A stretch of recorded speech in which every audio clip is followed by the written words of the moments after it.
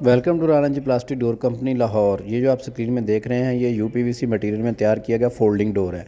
इसको folding door कहते हैं। इसका जो इस्तेमाल है वो आता है ड्राइंग रूम और टीवी लॉन्च के दरमियान में जो स्पेस होती है वहाँ पे ये यूज़ होता है। इसके दो बेसिकली मकसद होते हैं। पहला मकसद इसका ये होता है कि अगर आपके कोई गेस्ट वगैरह आते हैं तो आपको पर्दा करना चाहिए, तो पर्दा करने के लिए आप इसको दरवाज़े को बंद कर सकते हैं। और सेकंड इसका जो मकसद है वो ये है कि ये आपका जो ड्राइंग रूम होता है उसके अंदर जो एसी लगा होता है तो वो एक ही होता है, इसलिए उसकी कूलिंग जो है वो ज़्यादा ज़ाया होती है। और कूलिंग कम होने की वजह से ये डोर की जो जगह है जहाँ पे ये डोर लगा वहाँ से अगर आप इसको बंद कर देंगे तो आपकी जो कूलिंग है वो ज़ाया नहीं होगी। ये यूपीवीसी मटेरियल में होता है। इसके अंदर ग्लास होता है ट्रांसपेरेंट, जिसमें आर पार नज़र नहीं आता, रोशनी आती है।